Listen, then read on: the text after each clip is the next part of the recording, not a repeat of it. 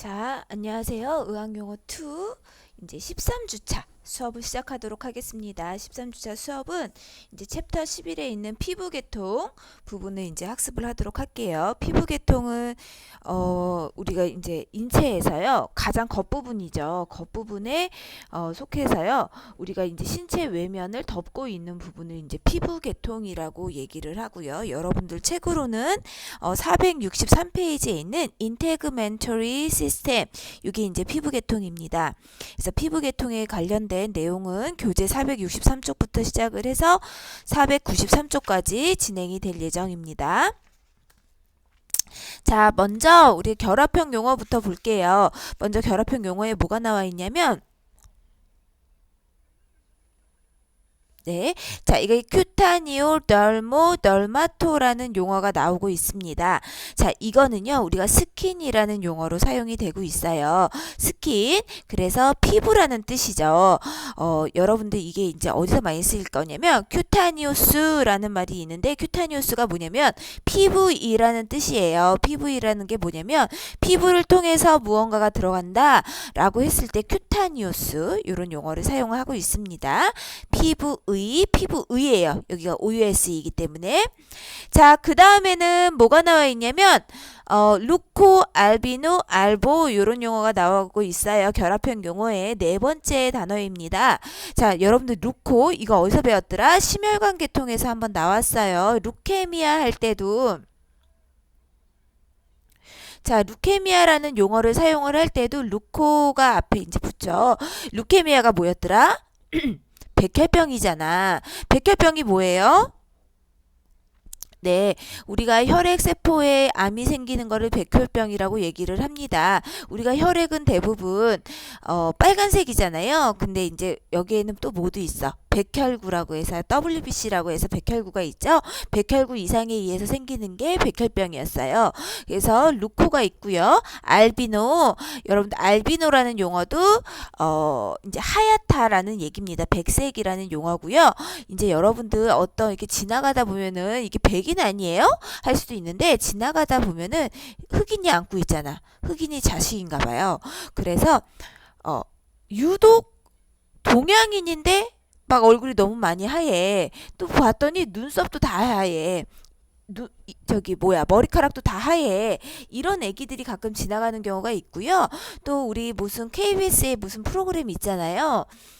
신동엽 씨하고 이영자 씨가 진행하는 프로에 보면은 아이가 다른 애들하고 달라서 힘들어요 하면서 나왔던 적이 있어요. 눈동자가 색소가 없다라든지 전체적으로 하얗다든지 이런 애기들을 우리는 알비니즘이라고 얘기를 합니다. 백색증이라고 그래서요. 피부라든지 머리카락이라든지 눈썹이라든지 이런 데에 색소가 없는 환자를 얘기를 합니다. 그래서 선천성 이상 질환인 거죠. 그래서 알비노, 알보 다 화이트를 의미를 하고요. 그래서 알비니즘이라고 그래서요. 백색 또는 백색증 이렇게 얘기를 합니다. 자, 그 다음에는 뭐가 나와 있냐면 두 번째 용어네요. 하이드로라고 돼 있는데 여러분들 알잖아요. 우리 맨날 그 화장품 광고에 보면은 하이드로 하면서 막 무슨 뭐 수분 거기 이게 적혀 있는 것도 보면은 이게 하이드로라는 말이 많이 적혀 있어요. 이 얘기가 뭐냐면요. 수분 또는요 땀이라는 용어로 사용이 돼서 sweat, water 내 몸에서 나오는 물로 이루어진 이물질 또는 water 이런 것들이 되겠죠. 자, 요거 한번 볼게요. 하이퍼가 뭐더라? 하이포의 반대말이잖아. 반대말이 뭐죠? 과하다. 하이드로시스 과하게 하이드로 땀이 난다, 물이 분출된다 이런 거죠. 이런 걸 우리가 뭐라 그러더라? 우리가 이런 말 다한증이라고 얘기를 합니다. 다한증. 그래서 땀이 과다하게 많이 나는 사람들을 얘기를 하고요. 우리가 하이드로시스가 많이 나는 위치를 보면은 얼굴에서 많이 나는 사람 있어요. 뭐 매운 음식만 먹으면 막 얼굴이 막 불나듯이 이제 땀이 나는 사람이 있고요. 또 겨드랑이 또는 손바닥 또는 생식기, 발바닥. 예, 이렇게 해서 땀이 많이 나는 로케이션이죠. 자, 그 다음 용어 볼게요. 트라코 필로 이런 용어가 나오는데요. 이거는 헤어라는 뜻이고요. 왜 피부에서 헤어가 나와요? 여러분들 피부과 가보세요. 피부과에서 피부만 보나요? 탈모 치료한다고 써있는 거 보이실 거예요. 우리가 겉면 외관에 붙어 있는 모든 조직을 피부 계통에서 볼 수가 있고요. 트라코 파일로 헤어라는 말이 있어서 트라코 에세시아라고 되어 있습니다. 트라코 에세시아 라고 하면은 털 감각이라는 용어고요. 많이 쓰이는 용어는 아니에요. 요게 이제 감각증이라는 거죠.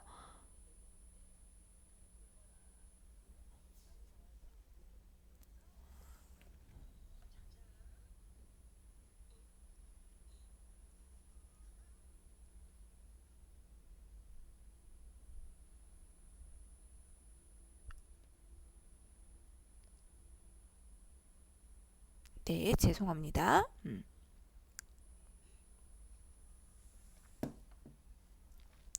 자, 트라코 에세시아 이렇게 되고요. 그 다음 결합형 용어가 뭐가 나왔나 한번 봅시다. 마모마스토라는 용어가 있고요. 브레스트라는 용어 있습니다. 자, 마모그라피라고 하면은요. 이게 뭐예요? 마모가 유방이에요. 유방인데 그래피는 뭐야? 우리 그래프 그리는 거잖아. 그림을 그려요. 결국은 뭐예요? 유방 촬영술인데 마모그라피라고 하면은 유방 조영술이라고 그래서요. 유방 안에다가 이제 조영제 넣고서는 방사선 촬영을 했을 때 특정 병변 부위가 도드라지게 보여지는 것을 마모그래피라고 얘기를 합니다. 유방 조영술. 자, 여러분들 피부 조직에 대해서 한번 보도록 하겠습니다. 중요한 용어 요거예요. 자, 요 부분이 어디에 나와 있냐면 여러분들 책 464쪽 한번 같이 펴보도록 하겠습니다. 자, 여기 봤더니 용어가 뭐라고 돼 있냐면요. 우리가 이제 에피더미스라고 돼 있어요. 피부의 가장 겉에 부분을 표피라고 하는데 이 표피가 5개의 층으로 또 나눠져 있다라고 되어 있습니다. 뒤에 가서 용어 보면서 내용을 더 자세하게 보겠지만 한번 볼게요. 표피의 가장 바깥층은요. 스트라툼 코로니움이라고 해서 각질층이라고 얘기를 합니다.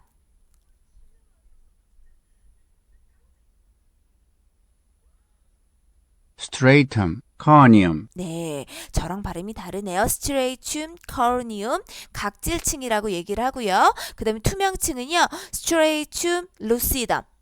stratum, lucidum, 네, 루시덤 이렇게 하네요. 그 다음에는 과립층.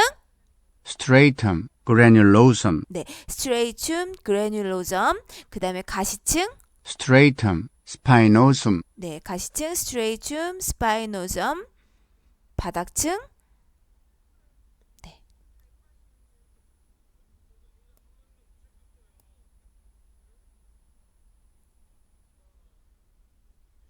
네. 네, 스트레이툼 베작 이렇게 됩니다. 이게 이제 표피층인데요.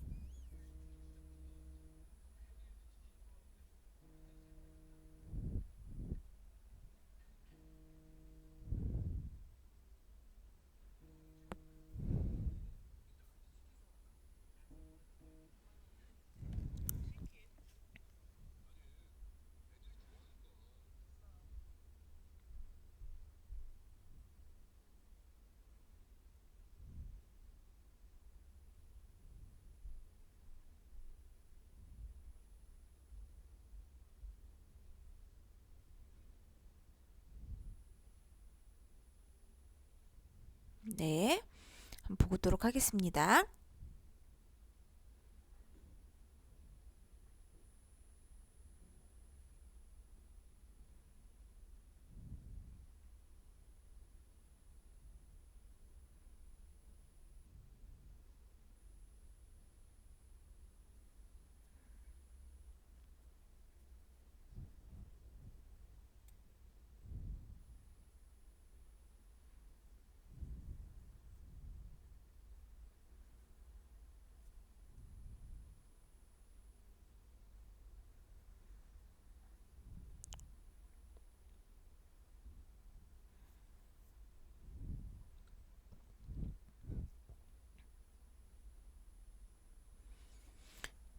이렇게 돼서요.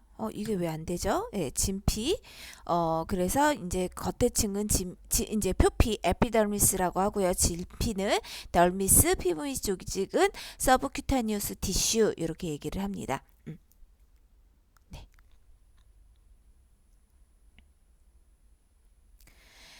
자, 그 다음에는 이제 용어 볼게요. 여기서 에피더미스 해가지고요. 표피라는 용어가 나와 있어요. 여러분들 에피가 뭐뭐 위에라는 뜻이고요. 덜미스가 피부라는 뜻이에요. 가장 바깥층, 혈관 없음층을 얘기를 합니다.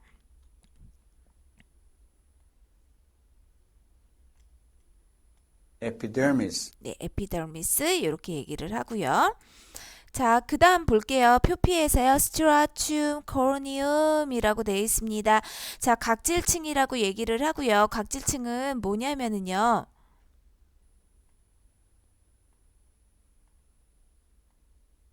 자, 각질층은요, 피부의 가장 바깥층이면서요, 각질, 우리가 생각하는 각질 있잖아요. 하얗게 떠오르는 거, 요런 것들이 이제 층들로 이루어져서요, 피부에서 이물질이 많이 배출이 돼서 떨어져 나가는 부분이라고 생각하면 돼요. 이거를 스트라툼 코르니움이라고 하고요. 그 다음에 스트라툼 루시덤이라고 하면은 유리층이라고 그래서요, 또는 투명층이라고도 얘기를 하죠. 투명하고 깨끗한 층이어서 물이나, 요런 거, 물 같은 거 이제 이 안쪽으로 들어가는 거를 막는 부분은 스트라툼 루시덤이라고 얘기를 합니다. 스트라툼 그라눌라썸이라고 얘기를 하면은요, 과립층이라고 그래서 과립층 각질 형성을 담당을 합니다. 스피노스 레이어이라고 하면은 가시층이라고 얘기를 하고요. 가시층은요, 리보엑산이 풍부하며 각질 형성을 돕습니다. 베잘 레이어 같은 경우에는 바닥층을 얘기를 합니다. 네. 자, 그 다음에는 뭐가 돼 있어요? 덜미스, 진피라고 되어 있고요. 덜미스는요, 혈관이나 신경, 땀샘, 모낭과 모근, 림프관 등을 얘기를 합니다. 자, 그 다음엔 진피에는요, 진피는요, 이제 덜미스라고 그래서요, 표피 밑에 층이었는데, 이 진피는 또 어떻게 나눠지냐? 파필러리 덜미스라고 그래서 유두 진피와 레티큘라 덜미스라고 그래서 그물 진피로 나누어진다. 그래서 유두 진피 같은 경우에는요, 손가락으로 봤을 때 볼록볼록 튀어나오는 표면이 이렇게 생겨져 있어서 유두진피라고 얘기를 하고요. 그물진피 레티큘라 덜미스 같은 경우에는 피하 조직층, 피부 밑에 조직층을 덮고 있습니다. 덮고 있으면서 체온 유지를 위한 체온 유지라든지 물리적 충격을 흡수할 수 있는 부분을 우리가 레티큘라 덜미스라고 얘기를 합니다. 자, 그 다음에는 서브큐타니우스 티슈에서요. 여러분들 책에 468쪽에 있습니다. 자, 요거는요. 서브큐타니우스, 피부 밑에 조직이라고 얘기를 하는 거죠. 피부 밑 조직이라고 얘기를 합니다. 피부 및 조직, 피하 조직. 그래서 우리가 여기를 SC라는 약어로 쓰이는데 우리 주사 중에서 주사를 맞을 때요. 근육 주사가 있고요. 정맥 주사, 혈관 주사가 있는데 요런 SC 주사. 피하에다만 놓는 주사가 있어요. 그러니까 깊게 들어가서 근육층이라든지 혈관층을 만나지 않고 피하 밑에다가 얇은 바늘 넣어서 맞는 경우가 있는데 이런 게 이제 인슐린 주사 맞을 때 요런 피부 및 조직에다가 주사를 놓게 되죠. 피부 및 조직에 이제 지방이 위치하고 있다. 자, 그 다음에는 스킨 애펜디지라고 해서요. 부속 기관 한번 보도록 할게요. 여러분들 다 아는 거 헤어 폴리클. 헤어 폴리클이 뭔데요? 요거는 털집 모낭이라고 그래서 뭐예요? 털을 감싸고 있는 주머니, 네일은 손톱, 세바시우스 글랜드라고 하면은요. 피부샘, 피지선. 요렇게 얘기를 하고요. 시붐이라고 얘기를 합니다. 자, 그 다음에 한번 넘어가 볼게요. 자, 여기에서 볼게요. 털 죽이는 헤어 샤프트. 여러분들 책에는 어디에 있냐? 요거를 이제 보면서 해야 되겠죠? 여러분들 책에 470쪽에 있어요. 그래서 헤어 샤프트는 털 줄기. 그런데 털에서 이렇게 봤더니요. 이렇게 털 낭이 있어요. 그래서 이걸 헤어 루트라고 하는데 털 옆으로 기름샘, 세바시우스 글랜드가 있는 게 있습니다. 그리고 털집, 헤어 폴리클, 그 다음에 헤어 큐티클, 헤어 파필라, 털 유두 이런 용어들이 나오고 있습니다. 자, 손톱을 한번 보도록 할게요. 손톱은요, 우리가 요거 바디죠. 네일이라고 하고요. 손발톱 고랑은 서커스 오브 네일 베드라고 얘기를 하면서 여기서 루뉴얼이라고 얘기를 하고 있습니다. 자, 우리 스웨트 글랜드 땀구멍을 한번 보면은요, 우리 스웨트 글랜드는요, 땀샘감해서 스웨트 글랜드 덕트 터미널 포션 이렇게 돼 있는데, 우리가 땀에서는 뭐를 여러분들이 알아야 되냐면 요것만 알면 돼요. 스윗 글랜드는 한 선이에요. 여기에는 두 가지의 형태가 있다. 에크린 글랜드가 있고요. 그 다음에 아포크린 글랜드가 있어요. 자, 에크린 글랜드는요, 온몸 피부에 분포를 하기 때문에 손바닥, 발바닥에 특히 많습니다. 에크린 글랜드 같은 경우에는 자, 요게 에크린 글랜드인데 어떻게 되냐면 피부 바로 밑에 층에 이렇게 뭐가 있어요? 땀샘이 위치하는 거예요. 그냥 피부 밑에. 그런데 우리 몸에는 털이 이렇게 나 있잖아. 털과 연결돼서 땀샘이 만들어진 거를 우리는 아포크린 글랜드라고 얘기를 해요.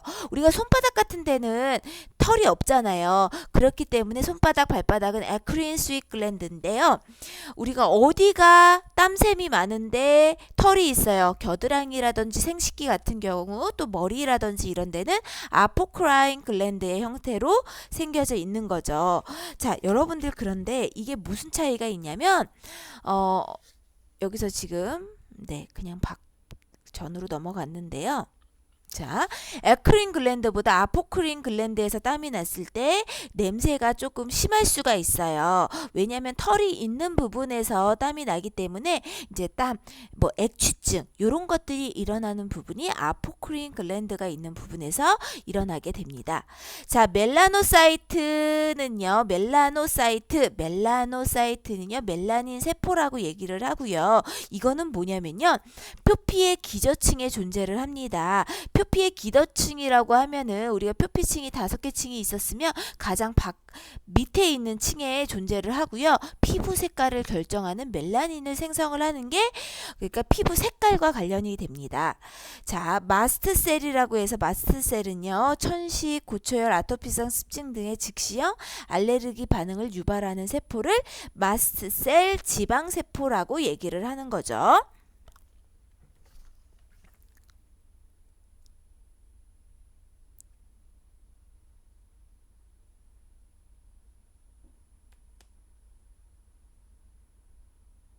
네.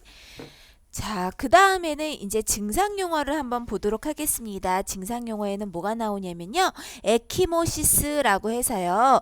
요거 이제 잘 알아둬야 되는데 여러분들 아주 쉬운 용어야. 뭐냐면 반상출혈 또는 얼룩출혈이라고 그래서요. 쉽게 얘기해서 뭘까요? 이게 멍이에요, 멍. 예. 그래서 에키모시스라고 얘기를 합니다. 출혈의 한 형태로 점출혈보다 크고 반점으로 나타나는 출혈로 반점의 크기는 3mm보다 크며 보통 1에서 2cm 정도다 라고 되어 있는데 대부분 외상성 상처에 의해서 나타나는 반상출혈, 우리가 멍 같은 경우에도 피부 밑에 조직에 출혈이 일어난 거예요. 피가 난 거예요. 그래서 요거를 이제 얘기를 합니다. 에키모시스. 자, 그 다음에는 뭐가 나와 있어요? 에키모시스보다는 좀 작아요. 요것도 출혈이에요. 점출혈인데요. 푸테키아는 점출혈로요. 요거는 아주 작은 점, 좁쌀 모양의 형태로 생겨져 있습니다. 그래서 제가 항상 이 얘기를 할 때 얘기를 하는 게 뭐냐면 여러분들 손목 때리기 게임 있잖아요. 손목 때리기 게임을 하다 보면은요. 요렇게 모세혈관, 작은 혈관들이 많이 출혈이 일어나서 작은 점들이 막 생기다가 얘네들이 뭉치면서 에키모시스 형태로 멍의 형태로 변하게 됩니다. 그래서 맨 처음에는 손목 때리기를 하면 점출혈의 형태로 나타나게 되죠. 자, 그 다음에는 비늘이라는 용어가 나오고 있는데 이게 뭐냐면은요, 우리 피부 겉면에, 이제 피부 변면에요, 이렇게 각질 같은 게 생겨서 떨어져 나오는 거를 우리는 스케일이라고 하고요. 이런 것들이 많이 보이게 되면은 여러 가지 피부병을 의심을 하는데 피부가 건조하다, 또는 아토피성 피부염이다, 아니면 간지러워서 긁었다, 이런 것들의 증상을 알아볼 수 있는 게 스케일입니다. 우리가 이제 아토피성 피부염 같은 경우에도 스케일 같은 게 많이 생기죠. 자, 그 다음에는 그 다음에는 뭐가 나왔냐면 시카트릭스라고 해서 흉터라는 용어가 나오고 있어요. 자, 여러분들 이 흉터라는 게 뭘까요? 요거는요, 내가 어디서 다쳤어요. 다치고 나서는 막 이물질들 모여 있고 이렇게 이제 재생하는 과정이 있는데 그 재생하는 과정에서요, 피부가 변해서 남았어요. 변성 부분이 남았습니다. 원래 피부가 요렇다면은 요렇게 볼록 튀어나온다든지 아니면 찢어진 자국이 보인다든지 요런 거를 우리는 시카트릭스라고 하고요. 여러분들 우리가 시카크림이라고 얘기를 하잖아요. 우리 TV에도요. 흉터 연고 같은 경우에 시카라는 말이 많이 붙어서 사용이 되고 있습니다.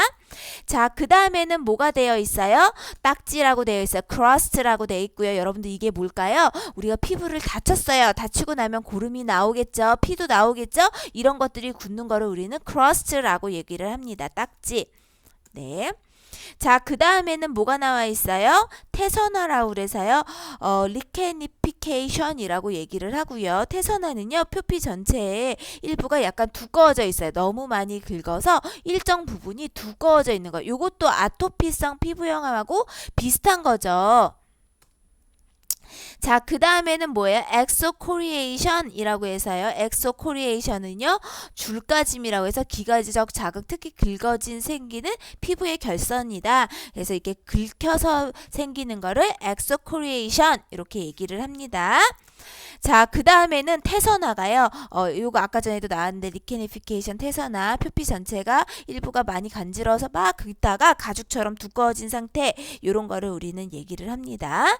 자, 증상 용어에서 루코더마라고 하면 루코 찢어지고 덜마잖아요.